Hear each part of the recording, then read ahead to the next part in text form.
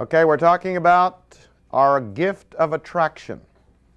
God is the one who thought up and created an attraction gift. First of all, we need to distinguish that we have one and understand that God has created in our human personality an attraction gift. And then we need to know how it works. We're talking about the fact that it's unique, that it's operative towards the same sex, it's operative towards the opposite sex. And we're talking about the fact that we can have attraction without assuming that it will lead to some kind of violation of God's truth, or that because we have attraction, it is okay to violate God's truth because that's, quote, human or normal, or I just went with how I felt. There is two understandings that we need. Is one, that God made us to have attraction and it's normal, but number two, that God has rules by which we utilize it. All right, the fourth part of your attraction gift is that it's operative towards the physical. The physical. Now, some of you may be saying, oh, well, that's the problem. I can believe that God gave me an attraction gift, but it's where we think about the physical that we start having the problems. And so, if I've always believed that if you get close to Jesus and if you get really holy, then you don't notice how people look on the outside, you just look at their heart. Well, you know that's not true, and I know that's not true. So let's not lie to ourselves, and let's not live little secret lives of saying on the outside that I only really look at people's personality, when in actual fact we know that the physical thing is attractive. Why, even the Bible. Here you are trying to get close to Jesus, to read the Holy Bible, and some morning in your quiet time, getting your mind on the Holy Word and getting into the Word, and you read about Sarah or Esther or one of these biblical chicks, and you look in there and it says, and Sarah was fair to look upon. Didn't say she had good character, it said she was fair to look upon. That is physical attraction. And when I read the words in the Bible, she was fair to look upon, I get a picture in my head. Do you get a picture? She was fair to look upon. You got a picture? I got a picture. You got a picture? Are we sinning? Well, you might be, but I'm not. And David was of handsome appearance. Do you get a picture? Are you sinning? See? You see how confused we are about this? Because if you're sinning, then the Bible just caused you to sin. And how many of you know the Bible does not cause you to sin? The point being that being attracted to people's physical features is part of the way you were created by the Holy God.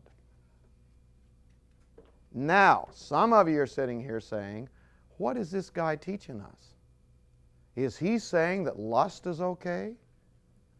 Is that what he's saying? Is he saying that we can go down to the beaches and become voyeurs for Jesus? Is he saying that we can go down to the convenience store and buy Playboy magazine for $4.75, or is it $5.25 now? Usually got some idiot in the back that shouts out the price. You missed your cue. You're supposed to say, well, Dean, looks like you're the only one that knows. Actually, I don't know the price, but am I saying that pornography is okay? If I'm teaching you that God has gifted you to be attracted to the physical features of human beings, does that mean going to places where people strip off their clothes is a good idea for a Christian? Is lust okay? Is that what I'm teaching? I have actually heard teaching and read in books on relationships. You can get them at your Christian bookstore, where they will teach there is agape love, that is unconditional and sacrificial love. There is phileo love. These are Greek words used in the New Testament. Agape is a Greek word. Phileo is a Greek word which means friendship love or some people even say soulish love. And then there is eros, from which we get the word erotic, which is lust. Now that is a wrong teaching, because no word for love in the New Testament is lust. No kind of love is lust, because lust is never loving. And this is a confusion that Christians have. They think physical love is the same as lust. They think that physical attraction is the same as lust. Christian young people say to me all the time, well, all marriage is legalized lust, right? No, it's not. So in order to understand what God has made, we need to make a distinction between what is lust and what is attraction. First of all, let me be clear with you. Lust is a sin. Lust is a sin. Lust is not normal. Lust is not basically human. Lust is not the way I'm made. I can remember having a lust problem when I was a young man at one time, and going to a pastor and sharing it with him and saying, you know, I want you to pray for me. He put his arm around me and he said, Dean, this just shows that everything is working normal. We're all a little bit like that. That was the advice I got. It's part of what led to me teaching you on what I'm teaching right now. Lust is not normal. Sin is not normal. Sin is an intrusion. Sin is a disease. Sin is a perversion of what is normal. Sin is a destructive, binding thing. That's not normalcy. Nothing that destroys is normal. Sin is an intrusion into what God created. And lust is a sin. I am not saying that lust is okay. But in order to overcome our lust problem, which 90% of the male population of the earth fights with at some time in their life, we have to make a distinction between lust, which is a sin, and attraction, which is a gift of God. Lust is a sin, attraction is a gift, and it's necessary in overcoming our lust to make a distinction between lust and attraction. Now, everybody watch my hands here. Here is our problem throughout Christian history. We think that lust, this is lust, and attraction are the same. We know attraction is normal, so because we mix it with and think it's the same as lust, we think lust is normal. Everybody see our problem? Because we think attraction and lust are one and the same, we allow lust as being normal because we think it's the same as attraction. So the only way to beat our lust or to overcome our lust is to make a line between them, to distinguish between lust, which is a sin, and attraction, which is a gift. Now, how do we make that line? We do it by defining them. So take down a definition, first of all, for attraction. Attraction is defined. Attraction is defined as an acknowledgement that something is pleasant. Attraction is an acknowledgement that something is pleasant.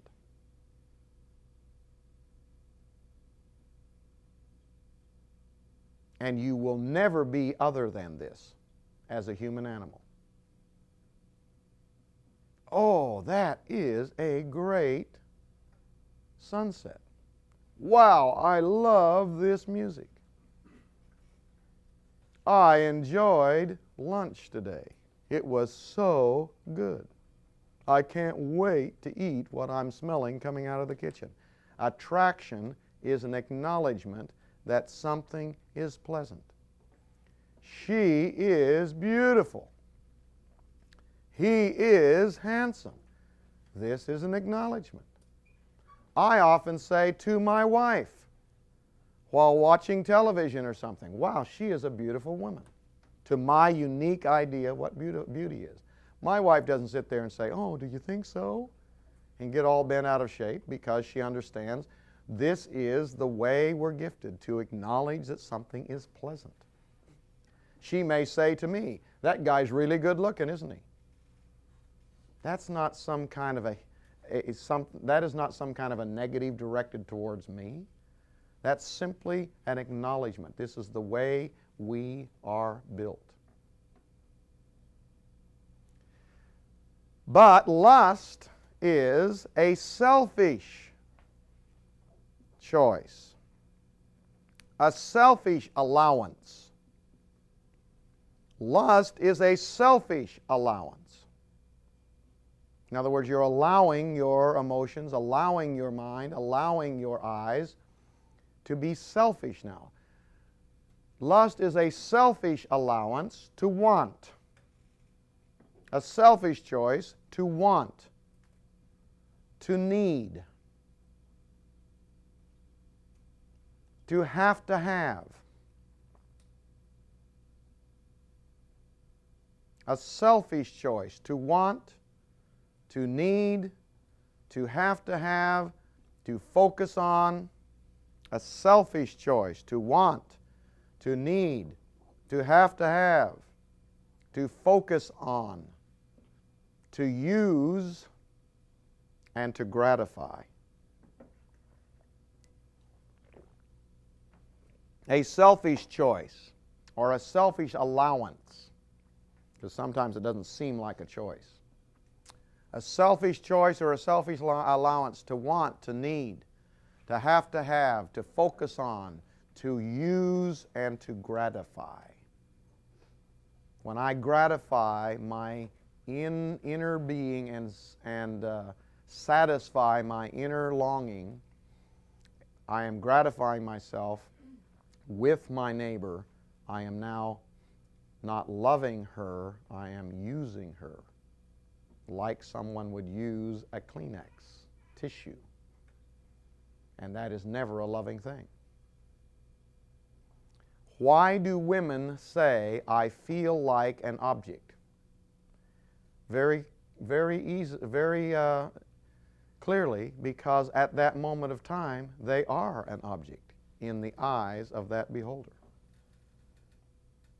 And isn't it interesting that they can discern and pick up, I feel like you're treating me like an object, because they are being treated like an object. They're being used like a tissue, which has never been a loving function, and it's not a God-ordained function, and it's not a normal human function. It is a perversion and a use of somebody. Now, let me tell you how this works in practicality. Pretty woman walking down the street, okay, and you acknowledge, hey, that is pleasant. She is pretty. You will never be otherwise. You are not in sin here. You are not functioning outside of what's normal. You're acknowledging, he is a good-looking guy. She is pretty. But, let me ask you a question. Why do you keep looking? Why are you focusing on this person? You're not just now acknowledging something, you're focusing on it. Why do your palms get sweaty? Why does your heart rate quicken? Why do you need a chiropractor? Because you crane your neck. Why do you drive up on the curb? This is not loving neighbor. Watch this. You have now crossed over from attraction into lust. You cross a line, folks, because you're not any longer acknowledging that something is pleasant. You are now using this valuable as the little baby on the floor. Remember the little baby on the floor? We didn't want to hear about stepping on babies' heads. And yet, here we are in our little lusting thing, thinking we're doing a very normal human thing, and we are using and violating this valuable being called a neighbor here by lusting after them. And it has never been a compliment, and it has never been a loving function. And it is not normal. It is a perversion. And I know it's common, but that doesn't make it normal. Because nobody who is being lusted after really appreciates it in the long term. Because it dehumanizes and takes away a sense of dignity and value. And it's come from the basis, again, of evolution, which devalues and dehumanizes. Because if you are only evolved from the chemicals in the universe and the great explosion that happened, and you're only a material being, then lust is just my chemicals reacting to your chemicals. So why should it be offensive to you?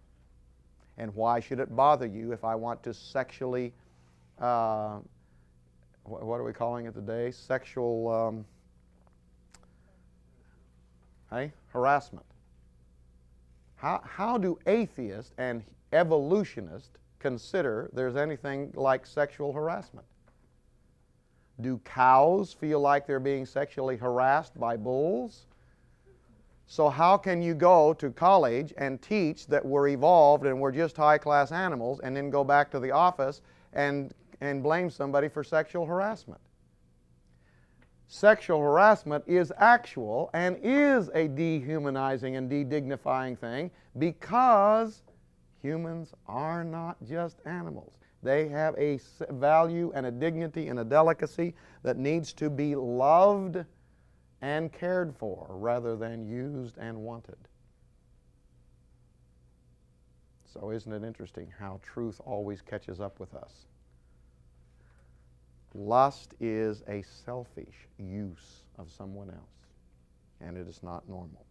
So, while God made physical attraction, there's confusion with Christians. They think the only way to get victory over their lust is to never be attracted again. Because they can't ever get over their attraction, they think, well, hey, lust is just the way it is. I'm just going to have to go with it. No.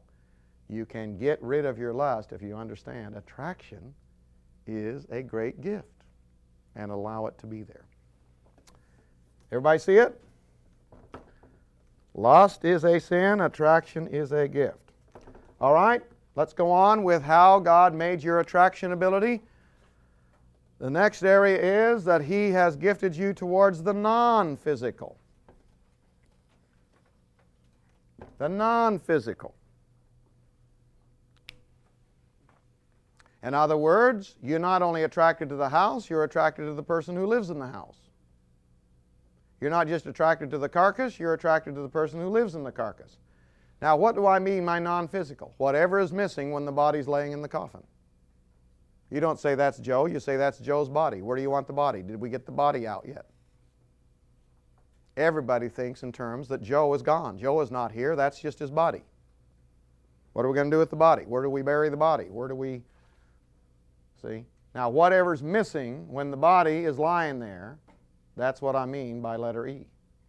Non-physical is the real you, the personality, the character, the life.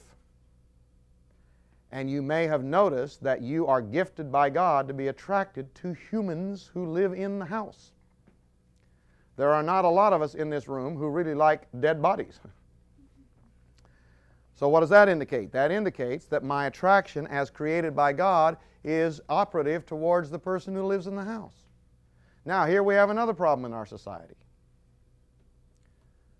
Just because it is part of God's gifting to be attracted to the physical does not mean what we have done at various times in history, including right now, elevated the value of the physical beyond what it is actually. You understand that? Even though physical features are attractive. What we've done in this culture and in many cultures throughout history, is we have elevated the value of physical features beyond what it is actually. It's like inflation. Now, I'm no economist, but my understanding of inflation is that this $1 bill here is not, it's only a 1, okay? That this $1 bill here is not as valuable as it once was. You cannot buy with this what you used to be able to buy with this. It does not deliver for you what you want it to deliver. It won't buy a dollar's worth of things anymore. Now, that is a very first grade kindergarten idea of what's called inflation.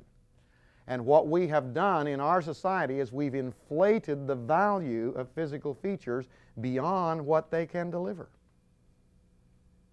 And we all know that, but we still allow that. You spend a lot of time combing and washing and making up and primping your physical features, even though you know it's not your most valuable asset. And so we cheat one another, and we do not relate in a loving way to one another if we allow relationship to be even majorly on physical features. Did you hear what I said? We cheat one another, and we do not relate in a loving way to one another if we allow our relationship to majorly be on physical features. And everybody knows this. I remember one time years ago when I first visited the state of Hawaii. I was in a Christian community, and I was there to speak, and after I spoke during lunch, I sat down across from a particular woman in that community who had been, a few years before that, a Miss Hawaii. She had placed very high in the Miss America contest. Now, in that particular realm, you're already realizing the fact that this was a beautifully, physically beautiful person, and she was. A lot of times the different racial groups sort of intermix in Hawaii over there, the Filipino, the Chinese, the Japanese, the local Polynesian population, and the Caucasians kind of mix up. And there is a beautiful specimen that comes out of this. And she was the winner of the contest, which means she was an strikingly beautiful human being, physically. She sat there and she related to me that she had just recently become a Christian, and she says, all of my life I have been pretty. So she said, men have absolutely fallen over themselves to try to date me and go with me and marry me and be with me. So she says, I have always had any amount and any kind of boyfriend I wanted. I've always been the envy of all my girlfriends and all the women in my sphere because of the way I looked. When I was in grade school, high school boys wanted to date me. When I was in high school, college boys and even married men wanted to date me. She says, I have always had my pick of men. I have been with every kind of man I wanted to be with. I have lived with men. I have been married once. And at this point, she started to cry. She says, recently I became a Christian. I'm living here in this Christian community right now, and I do not have a boyfriend, and I do not have a husband. And now she's almost sobbing, and I am having, for the first time in my life, meaningful and satisfying relationships with men. Here's a woman who has slept with men, who has been married once, who has lived with men, who has always had her pick of men, who have had men who couldn't do enough for her, and now here she is without a boyfriend, without a husband, not dating, and she says, I'm having meaningful and satisfying relationships with men for the first time in my life. And I said, explain that to me. How can that be true? And she says, because nobody could ever get past the way I looked. And even when I was married to them or living with them or sleeping with them, I always knew that they were in love with my looks and didn't care about me. And folks, that is a problem in our society. That's why a lot of the beautiful people of our society change partners like crazy. because we have inflated the value of physical features beyond what it can deliver for us. Yes, it's attractive, but is it as valuable as what we think it is? No. So don't allow yourself to fall into the trap of making physical features more valuable than what it can deliver. How many of you have noticed me prancing around up here for the last few hours? How many of you say that I kind of like Dean Sherman? Raise your hands, please. Raise your hands, please. Now, how many of you who raise your hands would say that the primary feature about Dean Sherman that we like is his physical features? Raise your hands, please. Well, there's no hands going up. But I'm not particularly offended by this because you and I both understand this really doesn't matter. This is really not what's going on here. Now, let me show you something. How many people in this room want us to relate to you primarily based on the way you look? You understand? Nobody wants that. There's something instinctive within us as created by God that knows my physical features must not be, I don't want them to be, the basis of relationship. And yet notice how your society and your culture has maneuvered you into almost a worship of how people look physically. Don't you see how the enemy is cheating us in having deep and meaningful relationships because we can't get beyond what somebody looks like?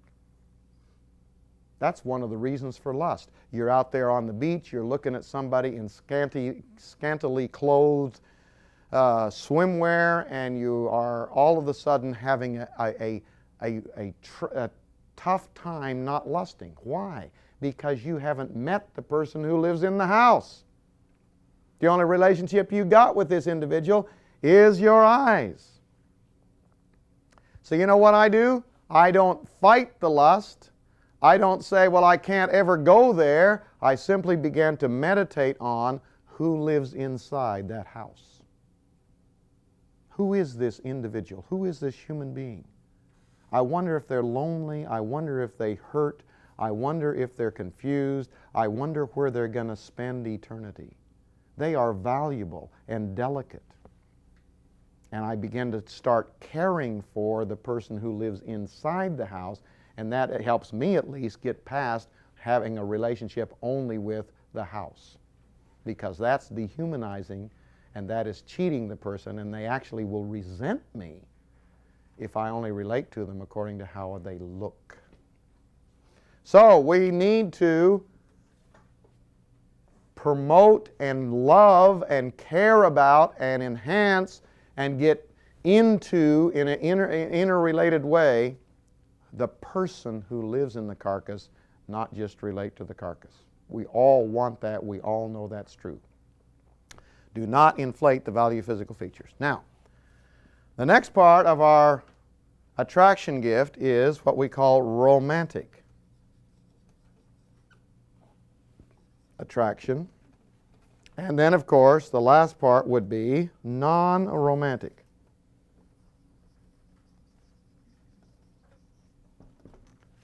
Romantic attraction and non-romantic attraction. Now, this is a tremendous phenomenon.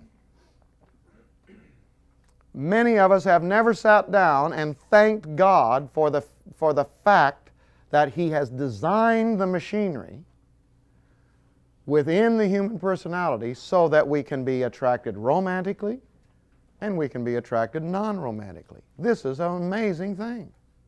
Other animals don't have this.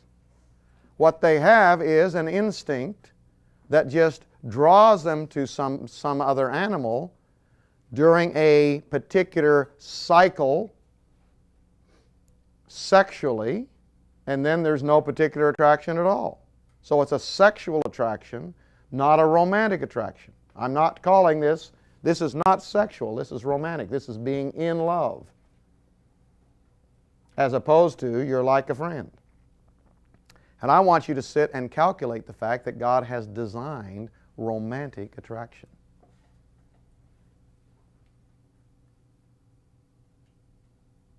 It is amazing that you can be in love with this person and you can have all these other friends and you're just not in love with any of them. You have these two very distinguishable attractions. I know you well. I actually know you longer and know you deeper and know you better than I do my romantic attraction over here. We have that phenomenon. So deepness and long-termness does not necessarily equal romantic. See the distinction? Now, it's hard to describe or define romantic attraction. It's being in love, as opposed to you're more like a brother, you're more like a sister, which is some of the most hurtful words you can ever hear if in fact you are romantically attracted.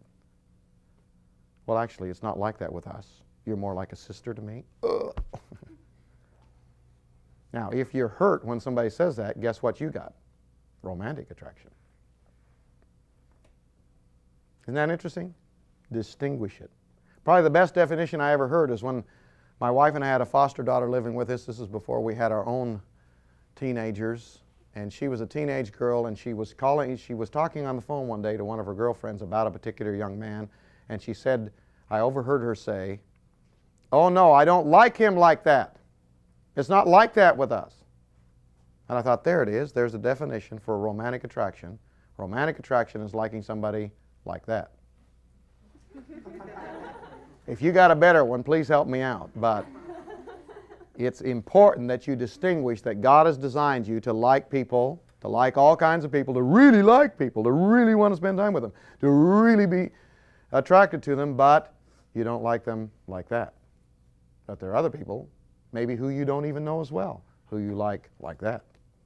That's what we call, in this particular lecture, romantic attraction as opposed to non-romantic. Not sexual, simply being like that. I love you. You are special to me, different than this other person. Now, what a beautiful thing that everybody in this room has, by God's design, the ability to be, quote, in love, and the ability to, quote, love somebody like a sister or a brother. That is a phenomenon that is existent within you. See it, distinguish it, so you can, like the baby, know how to use it and direct it. Now, let's pull out the romantic part and define that. This is your attraction gift. It's unique. It's towards same-sex, opposite sex, physical, non-physical. But now let's pull out the romantic part of your attraction gift and define how it works, because we need to know how it's designed too, because we get really messed up here. So here's the romantic part. How does romantic attraction work? I would like to suggest to you, number one, that it is singular in nature. That is, one at a time. I don't believe that there's only one person in the world you can be in love with. Are you hearing me? But usually it's one at a time. That's the nature of how you're built. You're not in love with 14 people. Isn't that amazing? There's a little tussle between 2 or 3 sometimes, but somebody wins. You ever notice that? And nobody has ever been, quote, in love, even in multiple wife situations. In the Bible and in cultures today, there is often a favorite wife. What does that mean? It means that I have all these wives here to have children or whatever, to build fires, but this is my favorite wife. Do you remember Jacob in the Old Testament in the book of Genesis? He worked 7 years and was given for a wife Leah. He married Leah, he had children with Leah, he slept with Leah, but the Bible records, but he loved Rachel. Meaning that romantic attraction is different than sexual and is singular in nature. That is the way God designed it. Now we can pervert it, and many people no doubt have, but what is meant to be singular and deep, we simply twist to be plural and shallow. That's a perversion of what God made. Secondly, your romantic attraction by its nature, and here's the one you put the big red star by, This is the punchline of the lecture, folks. Are you ready? Your romantic gift, as created by God, can be and must be directed by your will. Can be and must be directed by your will, and that will is directed by God's truth, and a word from God. Your romantic ability can be and must be directed by your will, and your will must be directed by the truth of God or a word from the Lord. Now, let me put this in colloquial terms. Are you ready? Can be and must be directed by your will, or put this down. You don't have to be in love with anybody. And you don't have to be out of love with anybody. Same thing that I've said here. You don't have to be in love with anybody. And you don't have to be out of love with anybody. Why do I say that? Because people say, you know, we have a song that came out of the 20s, I think, 30s or somewhere back there. You made me love you, I didn't want to do it. And we have all kinds of variations of that in every generation of people who say, well, it happened. I mean, it just happens. If it happens, it happens. There's nothing you can do about it. It just happens. So we have to understand, did God design us that way? Do you have to be in love with anybody? Do you have to be out of love with anybody? I say no. I say the nature of this romantic ability is it can be and must be directed by your will, governed by God's truth. Now, let me give you two stories or scenarios to illustrate the point. You hear stories like this. Well, you know, I rolled over there in bed one morning and I looked at George, and you know what? It was gone. I mean, the fire was out. I mean, there just wasn't anything left. I mean, there was nothing there, and you got to be honest. When it's over, it's over.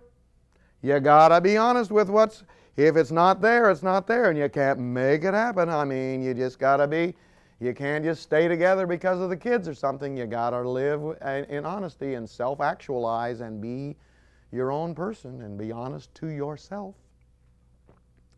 Dumbest words ever uttered. Honest to yourself. Well, I believe 2 and 2 is 3. But at least I'm honest to myself. See how dumb that sounds? You are not to be honest to yourself. You're to be honest to truth. 2 and 2 is 4, no matter if you self-actualize it to be 3. Now, let's analyze that situation. What's gone? George is there. The bed's there. The dresser's there. The door's there. What's gone? And how does it go? It was gone. It's just over. What is this it that has legs of its own? Does it walk? Does it fly? Does it slither under the door? Because you see, the problem with this little scenario is there are some young and single people listening to this, and they're saying, now let me get this straight. I'm going to fall in love with somebody, maybe marry somebody. And there's this it that can leave anytime it decides. What if it leaves in the middle of the wedding? What if it leaves on the 4th day of the honeymoon? What if it leaves after the first month, the first year? Is it any wonder the last several generations in our society haven't bothered to get married?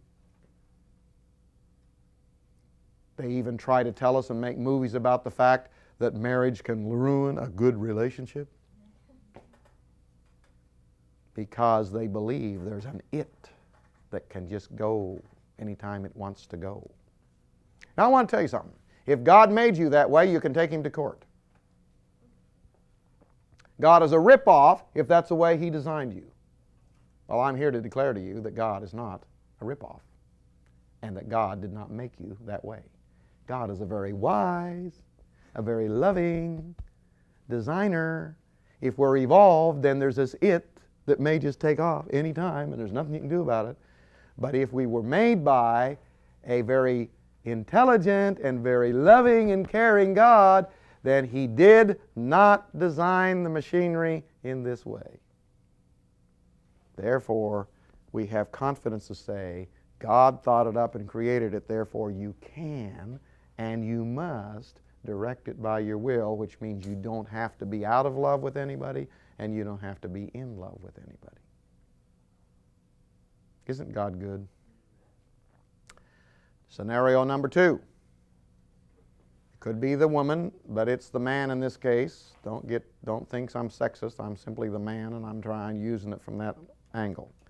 So in this case, I'm the man. And I'm in the bedroom getting ready to go to work. In this case, my wife is fixing breakfast for me. And she's shrieking from the kitchen, "Get out here, you're late again, the scrambled eggs are burning. You're always late for breakfast."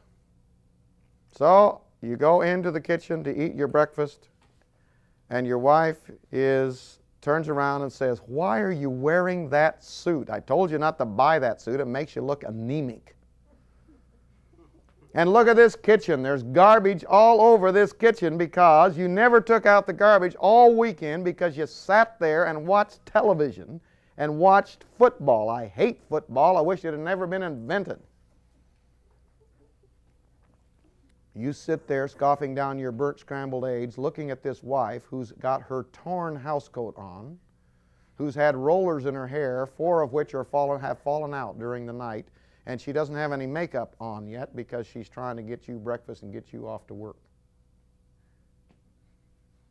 So you scurry out of the house and go into your office where your secretary greets you cheerily with her high hemline and low neckline reeking of Chanel No. 5.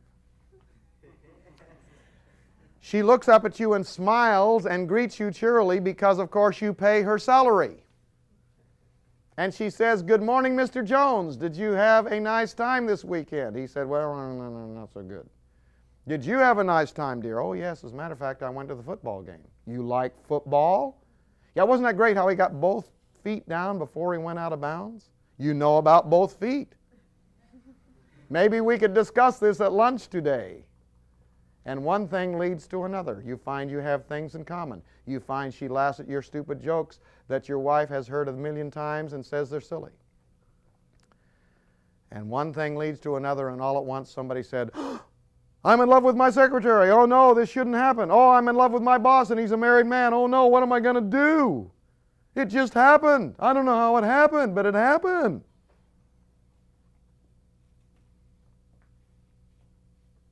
I'm attending a church. This is a true story now. I'm attending a church. There's a couple in that church who have been raised there. They met there in the youth group. They got married in that church. Their parents were in that church. She is the piano player of the church. He is the head usher. They always sit on the front row with their 2 beautiful little girls. One day, and they have same age kids as my wife and I, so we meet socially and became really close friends as families. Kids played together. My wife and the wife and myself and the husband interfaced and did all kinds of things together. One day he calls me on the phone and says, "Meet me in a restaurant. I got to talk to you." I look at him over the cup of coffee in the restaurant and he says to me, "Dean, I'm leaving my wife and 2 little girls." I said, "You're crazy. Don't do it. You got a fantastic situation."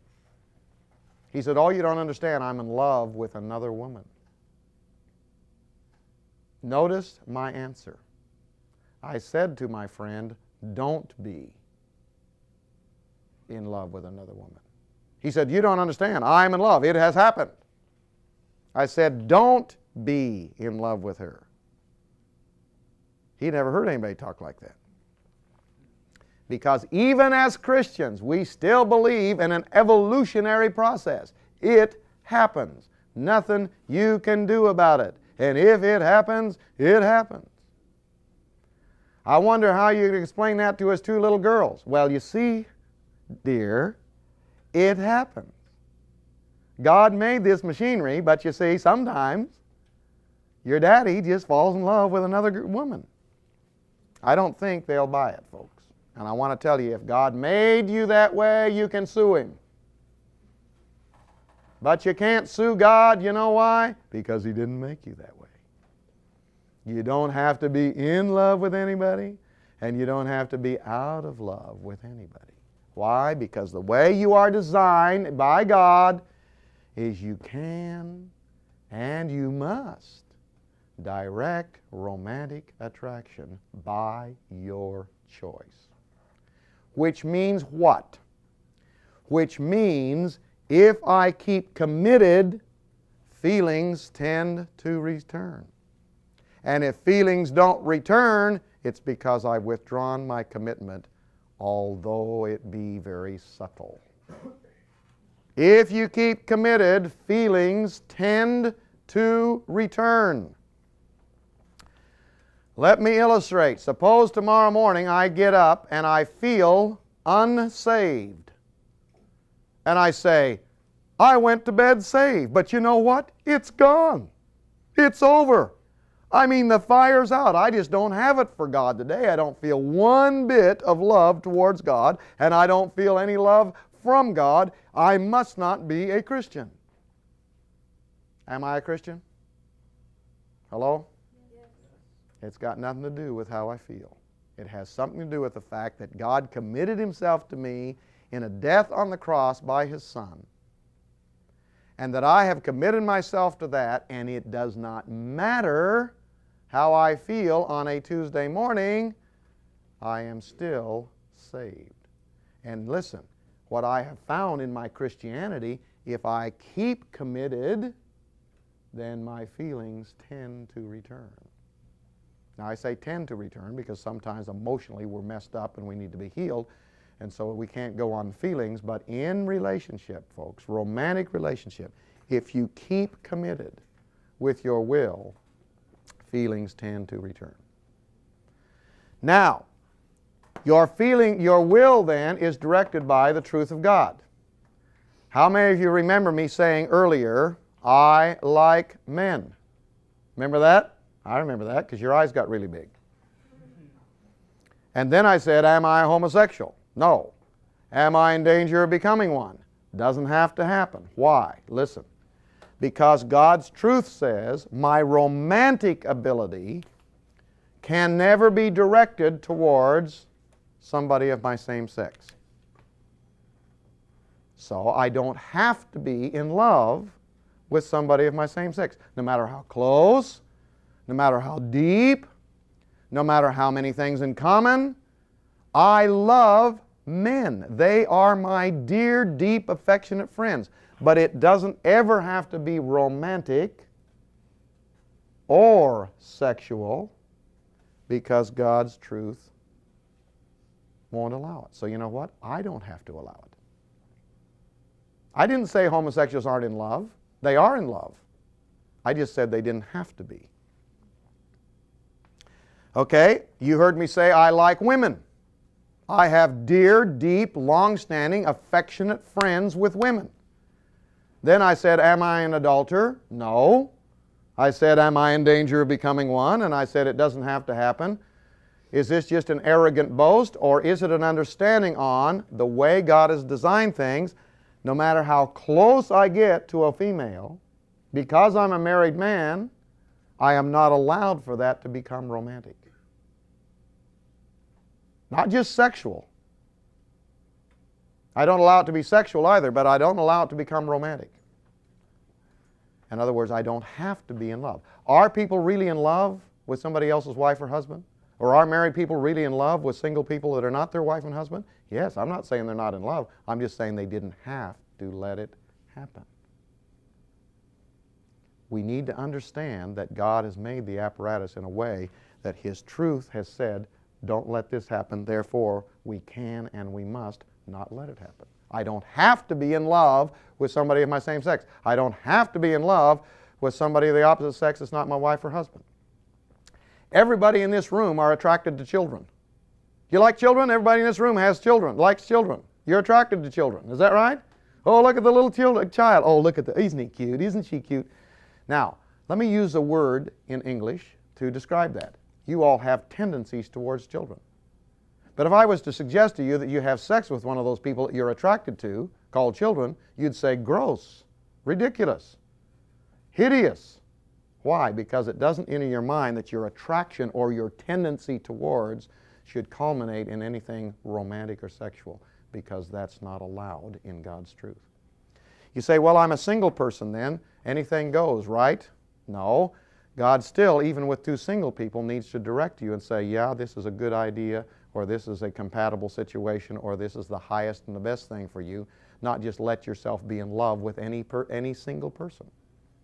It has to still be directed by God, and you can allow this to be directed. It doesn't just happen. Father, thank you for designing the equipment. Thank you for doing a good job. Help us, O God, to follow what you have designed and know what you have designed so that we can follow your truth and your righteousness. In Jesus' name, amen.